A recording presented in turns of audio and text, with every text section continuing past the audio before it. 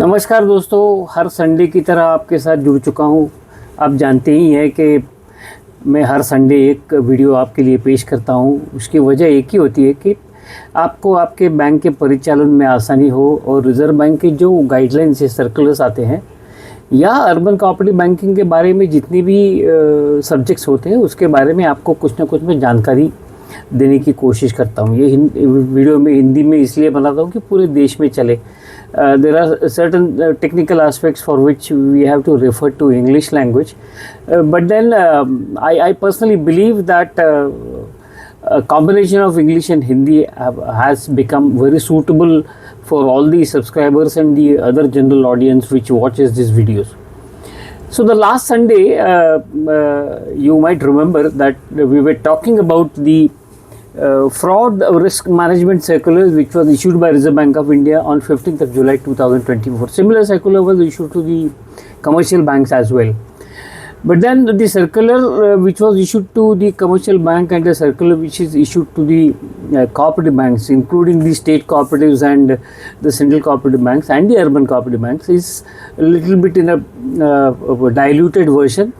उसकी वजह यह है कि जो कमर्शियल बैंकों के पास टेक्नोलॉजी है या फिर जो चीज़ें उनके हाथ में होती है उसके बारे में they have the wherewithal to handle the technical prescriptions which have been given. So the last Sunday we talked about the initial part of the changing landscape of fraud risk management which has been issued by Reserve Bank of India in 2024. I hope not many banks have been able to put up a system which the Reserve Bank of India expects. In fact, the system which has been recommended to the urban cooperative banks is much diluted form, because Reserve Bank of India feels that all the entire instruction which has been given to commercial banks, the cooperative banks will not be able to implement them at this stage, looking at the current state of technology or current offerings which they are getting. Despite this, the part 1 which we discussed about the importance of the circular, the show cause notice and all those things, this particular subject we are going to deal in either 3 or 4 part, because the subject is very lengthy, and therefore to entirely understand the concept of fraud risk management, the early warning signal or systems that the urban cooperative banks need to have. I had said on the last Sunday that we will be talking about the early warning signal or systems. Systems is the word used for commercial banks. For urban cooperative banks, they have been using the word signals, early warning signals, and what the urban cooperative banks are expected to do. So probably what I am going to talk today is more applicable to T3 and T4 banks. If you are in T1 and T2, probably a diluted version you can think of implementing in your bank, but then as we move ahead, this will be effectively implemented for the Tier 1 and Tier 2 banks also. But as of now, today I am going to talk is with reference to T3 or T4 banks. That you must remember, roughly around 100 odd banks will have to note this, that this they are supposed to do within a period of 6 months. Because typically when Reserve Bank of India issues a circular, it tells you the date on which this will be implemented. This particular circular which was issued by Reserve Bank of India doesn't contain any date. उसका दूसरा मतलब ये होता है कि जिस दिन ये इशू हो गया उसी दिन से ये लागू हो गया. The date on which this was issued, this has come into force is what the interpretation of non-mentioning of date is.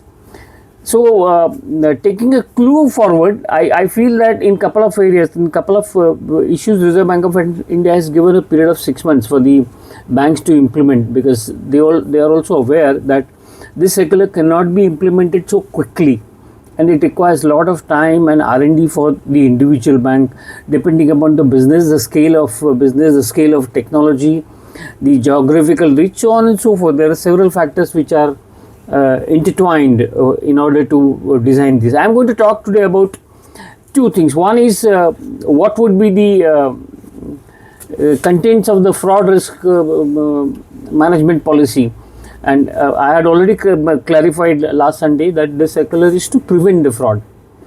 वो फ्रॉड प्रिवेंट ऐसे नहीं होते हैं। मैंने ये कहा था कि फ्रॉड किसी भी तरह से आप कितना भी सिस्टम लगा लो, जो होशियार बंदा होता है वो कहीं ना कहीं जाके कुछ ना कुछ कर ही देता है, गड़बड़ कुछ कर ही देता है।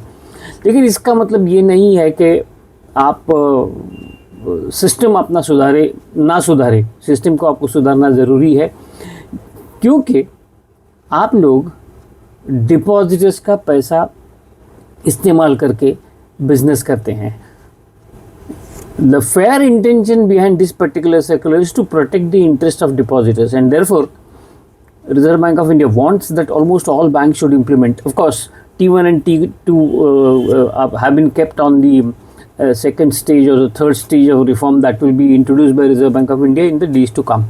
But they can listen to this particular video and understand as to what early warning signal is. Before that, Reserve Bank of India is categorically mentioned. ये जो आप फ्रॉड प्रिवेंशन और या फ्रॉड रिस्क मैनेजमेंट की policy बनाने वाले हो, उसके मोटा मोटी कंसेप्ट या इंक्लूजन्स क्या होंगे, what would be the key areas where your bank need to design develop systems and method. These areas are, आपको ये पॉलिसी में ये कवर करना है कि आप किस तरह से फ्रॉड्स को प्रिवेंट करेंगे, आप फ्रॉड को किस तरह से अर्ली डिटेक्शन की मोड में लेके जाएंगे, आप इन्वेस्टिगेशन फ्रॉड का किस तरह से करोगे, आप स्टाफ अकाउंटेबिलिटी किस तरह से फिक्स करोगे, आप किस तरह से फ्रॉड होने के बाद मॉनिटर करोगे या मॉनिटरिंग किस तरह से बढ़ाओगे, फ्रॉड में जो बैंक का नुकसान हुआ है उसका पैसा आप किस तरह से वसूल करोगे, जो फ्रॉड हुआ है उसका एनालिसिस आप करके आपके सिस्टम में आप क्या बदलाव लाओगे, और रिपोर्टिंग किस तरह से करोगे। रिपोर्टिंग विल बी शायद in the part 3 of the episode, not immediately, because reporting is a statutory requirement and we may take help of an expert in the reporting area. Today we are going to talk about one thing, that your bank must have formulated typically the SCBMF, that is a Special Committee of Board for Monitoring of Frauds. This is mandatory for all, because the intention of this particular circular is this special committee will monitor the frauds and submit a quarterly report to audit committee and to the board as well. So इसका मतलब मुझे ये लगता है कि audit committee पे जो pressure था फ्रॉड मॉनिटरिंग का वो उन्होंने हटा दिया है। आपको एक special committee of board members आपको करनी है। वो किस तरह से करनी है मैंने पिछली बार बताया था कि जो छोटी बैंक होगी T1 T2, उनके पास अगर एक्सपर्ट डायरेक्टर्स या समझने वाले डायरेक्टर्स नहीं होंगे तो सीईओ के साथ में 2-3 एग्जीक्यूटिव बना करके आप एग्जीक्यूटिव की कमेटी भी बना सकते हो फॉर स्मॉलर बैंक्स से which are in T1 and T2. But for other banks, they want an expert from the members of the board as well. And the CEO, in either way, is a mandatory person who will be managing the affairs of the committee, submitting reports on the occurrences of fraud. इसके साथ में उन्होंने ये कहा है कि early warning signal का system जो होगा वो T3 और T4 बैंक को मैंडेटरीली सिस्टम में लाना है। उनका ये भी कहना है कि ये जो सिस्टम होगा ये तुम्हारा CBS बेस्ड होगा और नॉन CBS बेस्ड होगा। दोस्तों मैं आपको बताना चाहूँगा कि 2018 में ये institute of chartered accountants of India इन्होंने एक बड़ी किताब निकाली थी और वो किताब किसकी थी? It was about the master direction of on frauds from the एक मिनट है, मेरा लाइट थोड़ा गड़बड़ कर रहा है। Master detection of frauds on the basis of 2016 circular. अभी ये 2024 का जो सर्कुलर इशू किया गया है इसमें उन्होंने कुछ इशू नहीं किया है, लेकिन we expect that they will be able to come out with certain guidelines on that. तो ये जो गाइडलाइंस होगी उससे आपको इंस्टीट्यूट क्या है डिटेल में कवर करता है, तो इसका एडवांटेज तो हमें मिलने ही वाला है। लेकिन इसके साथ में जो 2018 में उन्होंने जो बुकलेट निकाली थी उस बुकलेट में उन्होंने मोटा मोटा अर्ली वार्निंग सिग्नल्स किस एरिया में चाहिए ये उन्होंने कवर किया था। और मैं आज अर्ली वार्निंग सिग्नल्स के बारे में जब मैं बात करूंगा तब मुझे लगता है कि ये एक फ्रेमवर्क आपको बनाना पड़ेगा। अर्ली वार्निंग सिग्नल का जो फ्रेमवर्क होगा जो वो कहते हैं कि वो कोर बैंकिंग सॉल्यूशन से निगडित होगा या फिर कोई अदर ऑपरेटिव सिस्टम आप लेके उसको इम्प्लीमेंट कर सकते हैं। उनका ये कहना है कि remedial action on triggers alerts from the early warning signal system, आपको पॉलिसी फ्रेमवर्क में इसको लाना पड़ेगा और ये पीरियोडिक रिव्यू आपको करना पड़ेगा. Early warning signal basically is on the focus is on the credit, but there are other areas where the Reserve Bank of India expects that the early warning signal should come up. Today we are going to talk on all that briefly, because if I keep on talking on the early warning parameters or signals, that will be too huge a video. I don't want to make a video very big. तो वो ये कहते हैं कि आपको credit related matters और non credit related matters के बारे में भी आपको early warning signal system integrate करनी पड़ेगी. डेडिकेटेड MIS यूनिट आपको रखना पड़ेगा, एनालिटिकल सेटअप आपको रखना पड़ेगा. और क्रेडिट फैसिलिटी के बारे में उन्होंने ये कहा है कि अगर ज़रूरत पड़े तो एक्सटर्नल ऑडिट या इंटरनल ऑडिट दे के ये जो पॉलिसी और ये तुम्हारा इन्वेस्टिगेशन का जो प्रोसेस होगा वो आप वेट कर लें. अगर ज़रूरत पड़े तो आपको ये करना चाहिए कि बोर्ड पॉलिसी में आपको ये जो सिस्टम आप सेटअप करोगे ये थर्ड पार्टी से भी अगर आप वेट करते हैं तो बहुत ही बढ़िया है. उनका और एक चीज़ कहनी है, आप अगर कंसोर्शियम में या मल्टीपल बैंकिंग में लेंडिंग करते हो तो आपके एक बैंक में अगर फ्रॉड हो जाता है then you have to implement the same treatment to a particular borrower account where you have lent it on a consortium basis or a multiple banking basis. Staff accountability के बारे में भी वो इंसिस्ट करते हैं. और पीनल मेजर में जो उन्होंने लिखा है ना बहुत ही इंटरेस्टिंग है. क्या है पीनल मेजर? पीनल मेजर के बारे में वो कहते हैं कि जिस बंदे ने फ्रॉड किया है या जिस एंटिटी ने फ्रॉड किया है उसको बैंकिंग के किसी भी स्तंभ से, जो भी रेगुलेटेड एंटिटीज़ रिजर्व बैंक द्वारा रेगुलेटेड एंटिटीज़ होंगी इंक्लूडिंग NBFC, किसी से उनको पैसा नहीं मिलना चाहिए. तो ये किस तरह से होगा? ये पैसा नहीं मिलना चाहिए का लॉजिक उन्होंने ये कहा है, ये कम से कम 5 साल उनको पैसे नहीं मिलने चाहिए.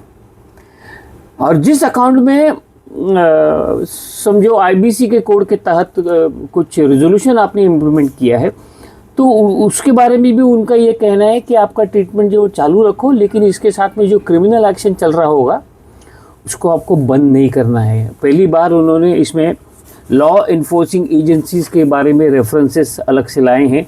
रिपोर्टिंग के बारे में हम लोग अलग से बात करने वाले हैं, इसलिए मैं उसके ऊपर ज़्यादा बात नहीं करूँगा. लेकिन आज मैं अर्ली वार्निंग सिस्टम का सिग्नल्स जो है, मोटा मोटी सिग्नल जो इंस्टीट्यूट ने जारी किए थे 2018 में, वो आपको रिपीट करके बता देता हूँ, क्योंकि ये सिग्नल आपके पास हैं. इनको फैक्टर किस तरह से करना है वो अलग बात होगी. ये सिग्नल क्या है? ऑपरेशंस ऑफ द अकाउंट्स के बारे में उन्होंने सिग्नल दिए है. Bouncing of high value cheques. अभी आजकल तो चेक्स का ज़माना बहुत कम हो गया है, मैक्सिमम लोग RTGS से जाते हैं. तो ये जो बुकलेट है, ये बुकलेट में काफ़ी इम्प्रूवमेंट करनी पड़ेगी. आपके रीपेमेंट में जो डिले होता है वो फ्रीक्वेंट डिले होता है क्या? तो delay is also one of the early warning signals is what they are saying. आपने इशू की गई बैंक गारंटीज या रेलसीज अगर रिवोक होती है, that is also an indication that things are not good for a particular bank account. आपका जो stock और बाकी का जो इंश्योरेंस होता है, इन्वेंट्री का जो इंश्योरेंस होता है, वो अगर बोरर पूरा नहीं करता है, फुल वैल्यू को नहीं करता है, that is also signal, early warning signal. Invoices divide of GST and all other details. उस वक्त GST नहीं था, उस वक्त था टैक्स अकाउंट नंबर, लेकिन अब क्या होगा? GST. सो आपका जो अर्ली वार्निंग सिग्नल है, अगर कोई बंदा GST रीपे नहीं कर रहा है, पे नहीं कर रहा है, तो आपको आपके स्टॉक स्टेटमेंट का फॉर्मेट बदल के वो भी आपको लेना पड़ेगा. इसने GST कलेक्ट कितना किया और एक्चुअली रिमिट कितना किया, बिकॉज थ्रू विच इसमें अर्ली वार्निंग सिग्नल के सर्कल में और एक चीज़ कही है, किसी भी law enforcing agency, income tax है, CD है, ED है, CBI है, इन्होंने अगर फाइनेंशियल ट्रांजैक्शंस के लिए अगर किसी बोरोर या बंदे के खिलाफ इन्वेस्टिगेशन चालू कर दिया तो you have to join the investigation is one part, लेकिन you may treat the entire relationship as a fraudulent one simply because of the law enforcement agencies looking at a particular transaction or account is informing you to give you input. You have to classify that account as fraud is what I believe. Of course we will get more details on that in the third part. अगर आपका borrower हर 15 दिन के बाद, हर महीने के बाद general purpose loan या enhancement के लिए आता है या एडॉक सैंक्शन के लिए आता है, this is one of the early warning signals. Heavy cash withdrawal हो रहे, तो ये हेवी कैश विड्रॉल अगर आपको पर्पस मालूम है तो बात ठीक है, अगर नहीं है so that's one of the early warning signals. Working capital की बोरिंग लिमिट बढ़ रही है लेकिन वो टर्नओवर से मैच अगर नहीं कर रही है, you have to be on guard. That is what the institute's guideline says. Documents में कंसीलमेंट कुछ किया है, फॉल्सिफिकेशन किया है, और ट्रेड में कुछ खराबी हो रही है वो आपको बताई नहीं गई है. इम्पॉर्टेंट डॉक्यूमेंट्स आपसे छुपाए गए हैं, इंश्योरेंस कवरेज आपसे छुपाया गया है. Frequent changes in the accounting policy of the borrower, these are symptoms that they are indicating. Or claims not acknowledged as debts are high, substantial increase in unbilled revenue year after year, material discrepancies in the annual report of the borrower, significant inconsistencies vis-a-vis the relationship with your bank, poor disclosure of materially adverse information in their annual report of the borrower, or qualification by statutory auditors of the borrower. Diversion of funds के बारे में भी उन्होंने कहा है कि अगर आप किसी को प्रोजेक्ट लोन देते हैं लेकिन अगर वो स्कोप ऑफ प्रोजेक्ट में बार बार चेंज होता रहेगा तो that is also early warning signal. वो पुराना और एक 50 साल पुराना अर्ली वार्निंग सिग्नल है. वो ट्रांजैक्शन किसी और बैंक के साथ करता है, transactions are not routed through your bank और अ कंसोर्शियम पार्टनर और अ मेंबर बैंक. और आप KYC तो आप करते हैं लेकिन आपको KYC ऑफ बोरोवर्स क्रिएटर्स भी करनी ज़रूरी है और डेटर्स भी करनी ज़रूरी है, क्योंकि high value of RTGS made to unrelated parties without satisfactory explanation is also a signal increasing borrowings of the company or the borrower. Cash on hand काफ़ी होने के बावजूद भी बोरोइंग बढ़ते जा रहे हैं. मुझे और कुछ कहने की ज़रूरत नहीं है क्योंकि न्यू इंडिया कोऑपरेटिव बैंक में इसी तरह का कुछ हुआ था, आप जानते ही हैं. प्राइमरी और कोलैटरल सिक्योरिटी में टाइटल में डिफिशिएंसीज और टाइटल और सिक्योरिटी परफेक्शन ना करना is an early warning signal. जब भी बोरोवर की सिक्योरिटी जो वो आपको देता है उसकी इंस्पेक्शन के बारे में अगर वो कहता है कि ज़रा इसको आगे करो, trigger that's a trigger. Postponement of inspection from the borrower side is a trigger of early warning signal. तुम्हारे पास जो कोलैटरल दिया गया है वो और कई बैंकों को वही दिया गया है without each of the bankers not knowing that the security is commonly parked with them. Stock audit report आप लेते हैं, वो स्टॉक ऑडिट रिपोर्ट में अगर मेजर इश्यूज, क्रिटिकल इश्यूज आते हैं, so that's also one of the early warning signals. अगर company को आप लेंडिंग करते हो, कंपनी को लेंडिंग करने के बाद में ROC के सर्च में आपकी सिक्योरिटी या चार्ज उसमें दिखता नहीं है, या फिर आपको ROC के रिपोर्ट में आपको दिखता है कि ये बंदे ने कहीं और से भी पैसे उठाए हैं. Non-verification, non-production of original bills for verification, significant movement in the inventory, erratic changes in the stock statements which are being submitted, receivables में काफ़ी change होना. There is a trend in every borrower's account. वो trend अगर change होते हुए दिखता है तो that is also early warning signal. Increase in fixed assets without increase in the long-term resources, whether by way of capital or otherwise, it would mean diversion of working capital to the funding of term loan assets. That's also early warning signal. Costing of the project which is in wide variance with the standard cost of installation of project. Intergroup transactions जब होते हैं, funds coming from other banks to liquidate outstanding loans unless in a normal course. Front companies अगर बना दी है, early warning signal है. Borrower अगर बनाता है फ्रंट कंपनीज, इंटरकनेक्टेड पार्टीज में अगर लार्ज ट्रांजैक्शंस होते हैं, you need to be careful, you have to watch it. Related parties transaction में सब्सटेंशियल ये होता है, ट्रांजैक्शंस अगर होते हैं तो वो भी एक चिंता का विषय है। Early warning signal is nothing but चिंता का विषय। अर्ली वार्निंग सिग्नल का मतलब ये नहीं कि तुम्हारा अकाउंट एनपीए हो गया, लेकिन अर्ली वार्निंग सिग्नल अगर आप इंटरप्रेट नहीं करते हो, उसका रिजोल्यूशन या उसका सेटिस्फैक्टरी आंसर आपके पास आता नहीं, तो उसका मतलब ये है the account is likely to become NPA. और स्टैट्यूटरी ऑडिट ना देना, स्टैट्यूटरी जो चार्जेस होते हैं, टैक्स है या ये स्टैट्यूटरी ड्यूज जो होते हैं, पीएफ का रेमिटेंस है, जीएसटी का रेमिटेंस है, या न देना, इस सब के बारे में इनके जो एनुअल रिपोर्ट आते हैं ना, वो आप एनुअल रिपोर्ट देखना चाहिए। जैसे भी इनकम टैक्स, जीएसटी, कोई भी ये बंदा रेड करता है, जो मैंने आपको बताया था कि that should be treated as a early warning signal and remedial measures are required to be implemented. Fraud risk management का मतलब ही ये है कि आपको आगाह करना, बढ़ने वाले एनपीए के सामने आपको आगाह करना, और कंपनी में या बोरोर के पास जो कोई इम्पोर्टेंट बंदा है वो अगर छोड़ के चला जाता है, that's a early warning signal. If there is no satisfactory explanation for the exit of a key management personnel, that's also extremely important for you to note. अब जैसे मैं ये क्रेडिट साइड के अर्ली वार्निंग सिग्नल के बारे में बोल रहा हूँ, ये मैंने सिम्टोमेटिक दिए जो इंस्टीट्यूट ने डिक्लेयर किए थे। इसके अलावा अर्ली वार्निंग सिग्नल आपके बैंक के बारे में भी रिजर्व बैंक सोचता है। आपके बारे में, आप जो बैंक चलाते हो उसके बारे में भी उनका मैकेनिज्म होता है। उसके बारे में थोड़ी सी बात करूंगा। Early warning signal from the perspective of bank, reserve Bank of India, कोई बैंक गड़बड़ी कर रहा है, कोई बैंक गड़बड़ी में जा रहा है, तो उनका वो रेटिंग एनालिसिस तो है ही, ABCD वो तो है ही, वो कहीं जा नहीं रहा है। उनका इंस्पेक्शन का मायना पूरा बदल गया है। क्या मायना बदल गया है?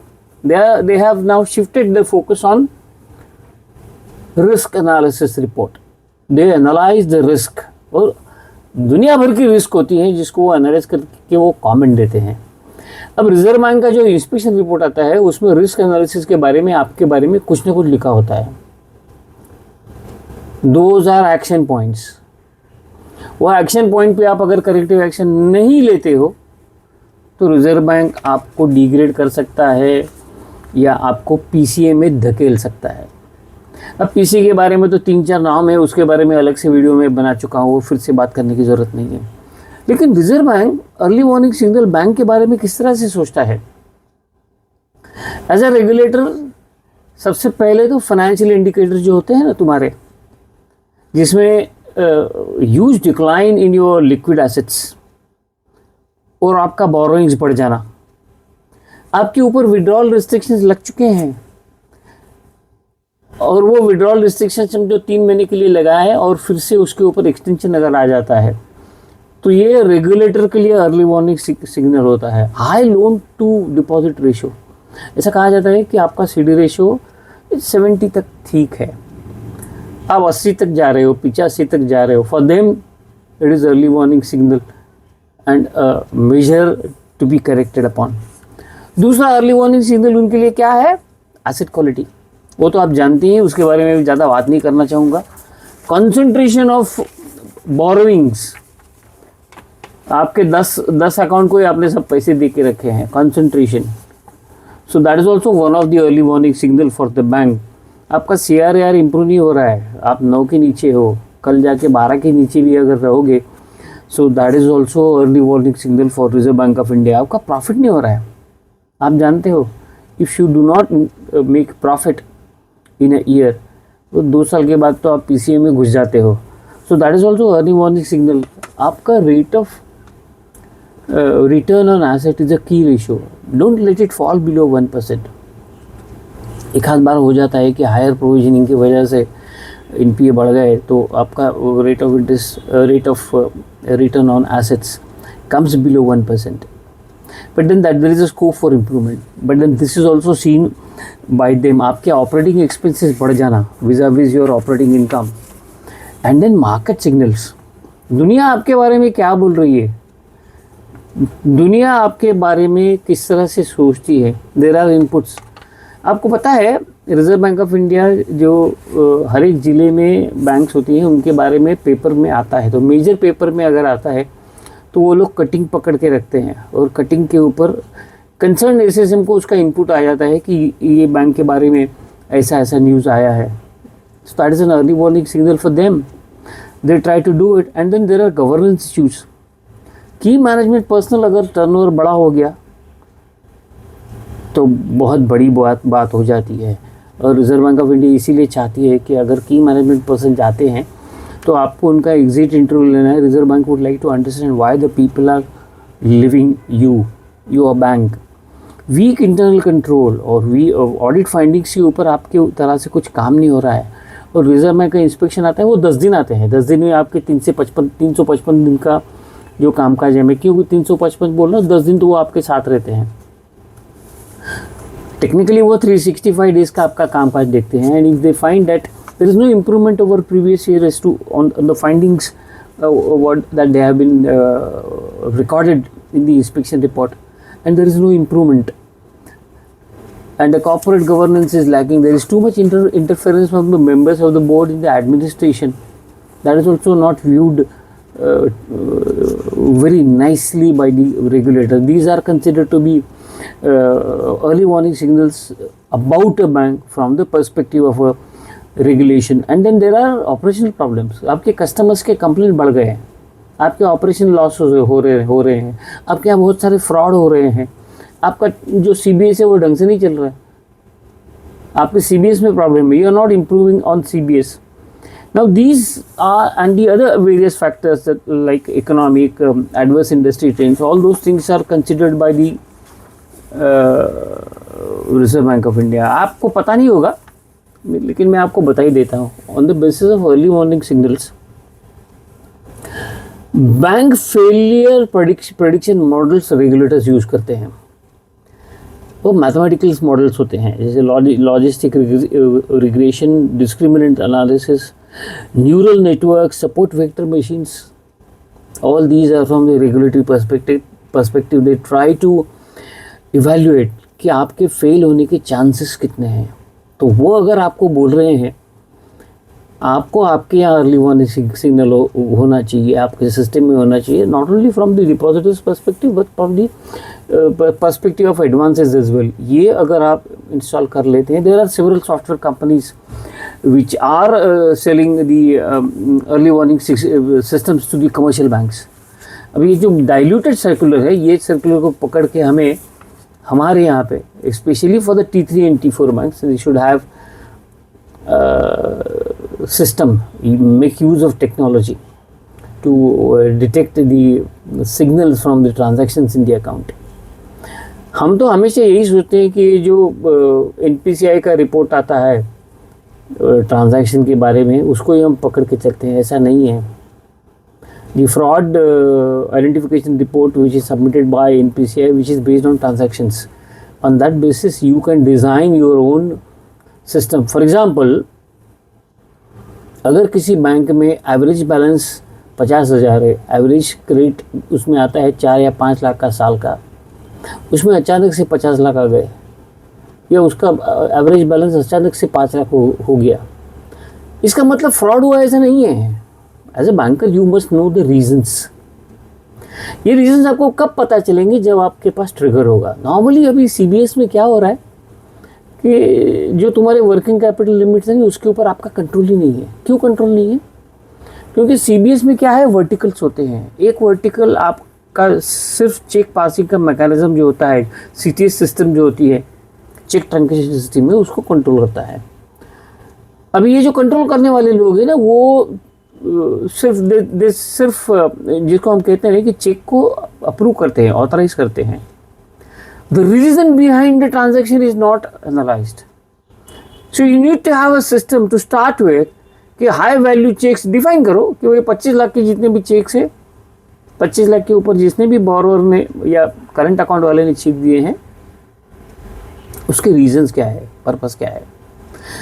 ये सब करने के लिए सबसे इम्पोर्टेंट चीज़ आपको क्या चाहिए, आपके जो लोन डॉक्यूमेंट्स होते हैं या फिर कैश क्रेडिट के वर्किंग कैपिटल के डॉक्यूमेंट्स होते हैं, उसमें ये क्लॉज होना बहुत ज़रूरी है कि will come and investigate your accounts at any point of time at your cost. हम ये जानना चाहेंगे कि आप क्या ट्रांजैक्शंस कर रहे हो। आप जानते हो, मैं एक वीडियो और बनाने वाला हूँ, वो यूनाइटेड नेशंस से जो नाम आते हैं वो नाम आपको ब्लॉक करने, उस नाम से अकाउंट होना चाहिए। सेक्शन 51 और something of PMLA act is और UAPA act, what ever that act is, वो नाम आपके पास होना नहीं चाहिए। आप क्या करते हो, कैसे करते हो, मुझे पता नहीं है, लेकिन थियोरेटिकली उसको क्या करना चाहिए, और वो नाम आपको CBS सिस्टम में फीड कर देना चाहिए। आपकी 10 ब्रांचेस में से कोई भी ब्रांच उस नाम का कोई बंदा अकाउंट खोलने के लिए आया तो खुलना नहीं चाहिए, number 1। Number 2, how do you know that these names are already in existence in your CBS system? Try to track it.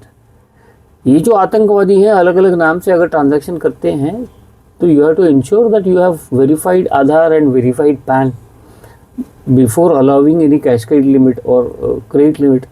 Rather, for opening of the account, completing KYC, you must make use of NSDL registry to confirm the Aadhaar, to confirm the PAN card. You can get the verification on that.